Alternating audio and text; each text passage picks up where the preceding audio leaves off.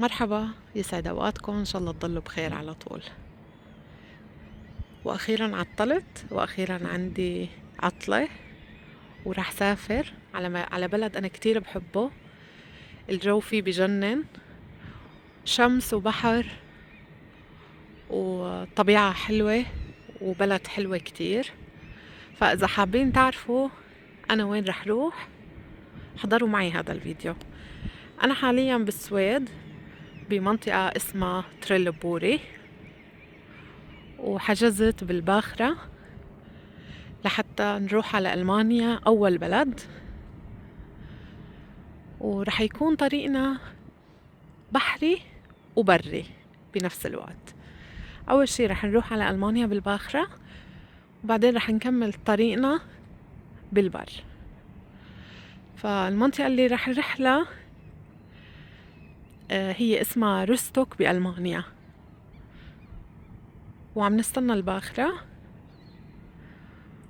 حبيت شارك معكم هذا الفيديو الحلو، برد شوي وأنا بردانة بس كتير مبسوطة.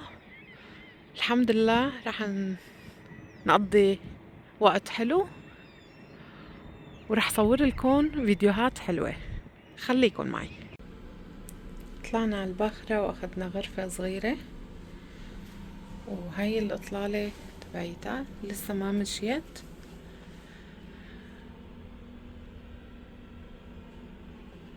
فيها تختين وفيها حمام.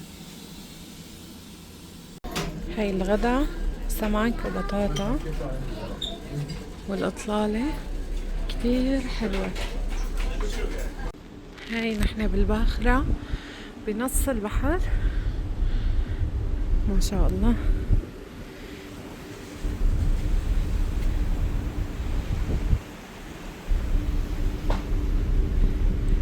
صارت الساعة 1:15 ومنوصل على ألمانيا الساعة 2.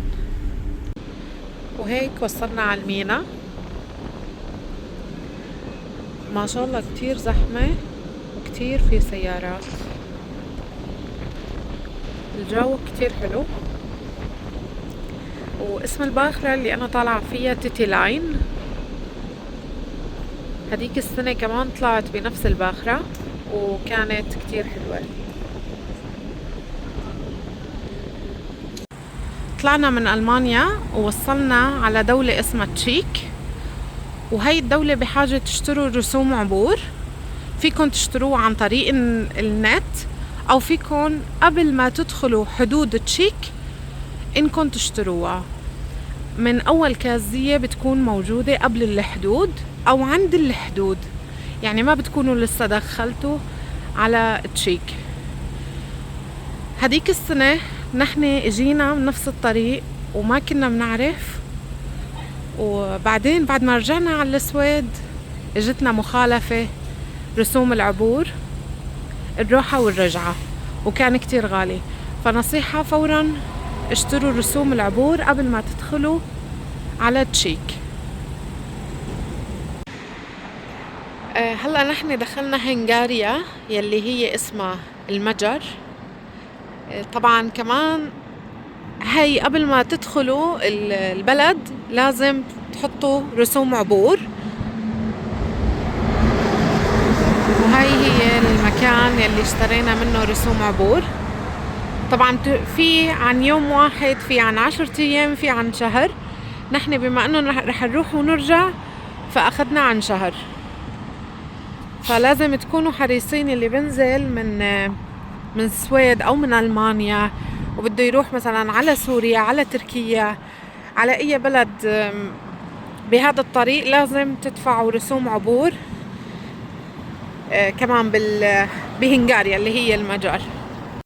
نحن حاليا بصربيا، ختمنا الجوازات وطلعنا ورح نروح على مقدونيا.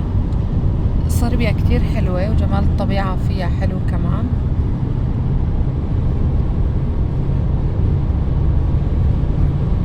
واخيرا وصلنا على مقدونيا، وحبيت اصور لكم هذا الطريق بين الجبال. طريق ضيق كتير حلو، بالنهار كتير حلو. هديك السنة كنا بنفس هذا الطريق بس بالليل، كانت الساعة 2 بالليل، كان الطريق كتير بخوف لأن ما كنا شايفين شيء وما كان في إضاءة كتير بالطريق، وما في إضاءة، لا كان بس أضوية السيارة، فكان كتير بخوف. بس هلا الطريق كتير حلو.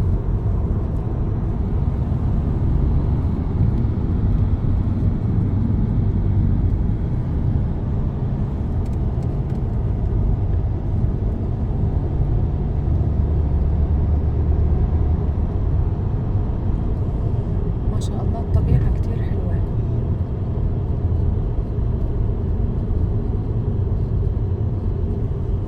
هون كانوا واقفين هدول الماشيين. هون بهديك السنة لما دخلنا بالليل كانوا واقفين شخصين، وكان يمكن كانت معطلة سيارتهم، وأنا كتير خفت بيومها إنه فكرت إنه قاطعين طرق، فكتير خفت لأن كان الساعة 2 ولا 3 بالليل. 3 بالليل كان كتير عتمة.